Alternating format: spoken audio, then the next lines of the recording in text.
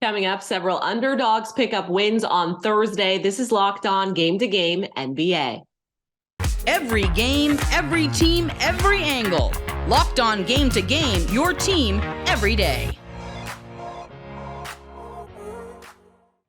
Welcome in. You're listening to Locked On Game to Game NBA. I'm your host, Kainani Stevens. Thank you for making Locked On your first listen every single weekday. Make sure you subscribe to Locked On NBA on YouTube and wherever else you get your podcasts from.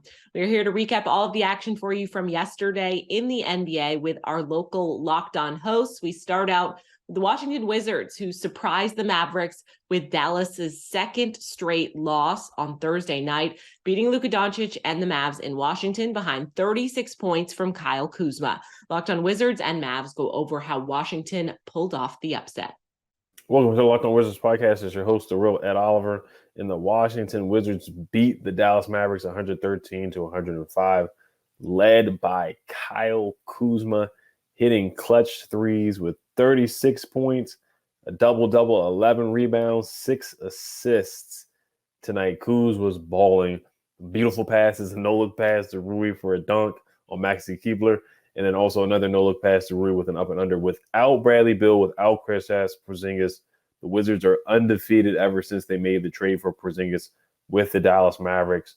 Everybody eats tonight without Bradley Beal and Porzingis out.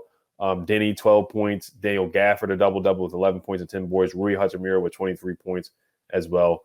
The Wizards did a good job, a heck of a job defensively against Luka Doncic, making it tough for him, where Luka had 22 points. And also had an off night from the free throw line, and 8 for 21 from the field, and 3 for 9 from the free throw line. The Wizards did an all-around great job, 25 assists tonight. Wizards get the dub. All right, let me check my script real quick. No, hold on. This can't be right. It's the exact same. No, this is the exact same that you gave me yesterday. I thought we made changes. I thought they were going to do something else. It was like something different. What? That doesn't make any sense. Why would the Dallas Mavericks go into Washington without Bradley Beal or Kristaps Porzingis and find a way to lose? Nick Angster for the Locked On Mavericks podcast here, and the Dallas Mavericks just did the same exact thing 2 days in a row. They go into Orlando without a bunch of their players and they lose. They go into Washington with some of their players and they lose. This team doesn't take these games seriously. Their defense doesn't ratchet up, and their offense is so predictable at times that you can just cut off passing lanes, and it's just on Luka Doncic to be superhuman to beat you. And if Luka Doncic is bad, like he has been the last 2 games, then you don't win. The Hawks were able to knock off the 76ers at home as well, with Trae Young's 26 leading 6 double-digit scorers for Atlanta. Locked On Hawks recaps a full team win over Philly.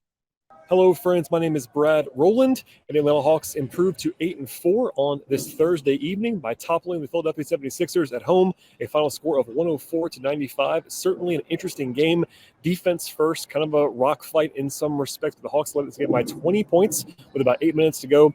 Almost, and I want to stress, almost got away from the Hawks down the stretch. The lead was cut to as little as 5 in the final couple of minutes, but the Hawks were able to hold on, hold serve at home, and again, improve to 8-4 overall. Defensively, it was Clint Capella anchoring things. He had 20 rebounds in this spot, and the offense was not perfect necessarily. They couldn't make a 3 in this game, but the Sixers could not either, which kind of bailed the Hawks out a little bit here. But big picture, a nice home win for Atlanta. They'll now return the favor going up to Philadelphia for a rematch on Saturday. We'll have full coverage of that and more on the Locked On Hawks podcast. Coming up, the Blazers win without Dame on the court. This is Locked On Game to Game NBA. Today's edition of Locked On Game to Game is brought to you by BetOnline, the #1 spot for all of your online sports gambling needs. NFL is well underway as they head into week 10. And of course, NHL and NBA action finally getting back underway. Whatever sport you like to bet on, you can do that at betonline.net. It's where the game starts. Welcome back to Locked On Game to Game NBA. I'm your host, Kainani Stevens. Thank you for making Locked On your first listen every weekday. Portland Trail Blazers didn't have Damian Lillard last night, and Jerami Grant stepped up in his place big time to beat the New Orleans Pelicans. Both Locked On Blazers and Pelicans go over another upset from Thursday night. No Damian Lillard, no Yusuf Nurkic, no Shaedon Sharpe. What do the Blazers do? They take care of business and easily dispatch the Pelicans in New Orleans 106-95. Easy in the Big Easy. I'm Mike Richmond, host of Locked On Blazers.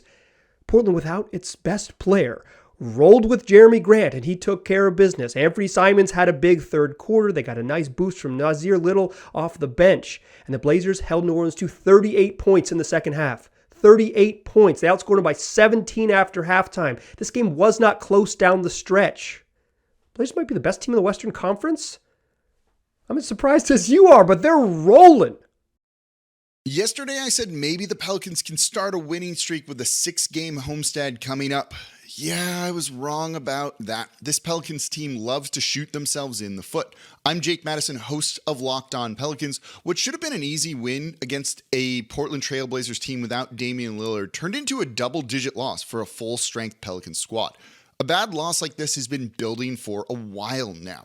Head coach Willie Green has been unable to get the team to consistently perform on defense. He's struggled to find the right lineups and rotations to take advantage of this team's strengths. The Zion at the 5 lineups do not work, and the team routinely goes away from Zion Williamson offensively. He only took 6 shot attempts in the first half in this one. The good news is that even with all the problems, the Pelicans are still 6-6. The bad news is this has persisted for a handful of games with no adjustments made. And if those don't happen soon, this will be a waste of a 6-game homestand and the Pelicans' record will be disappointing. That's all for today on Locked On Game to Game NBA. Thank you for making Locked On your first listen every single weekday. Make sure you check out Locked On NBA and your favorite team's Locked On podcast on YouTube and wherever else to get your podcasts from. I'm Kainani Stevens. This has been Locked On Game to Game.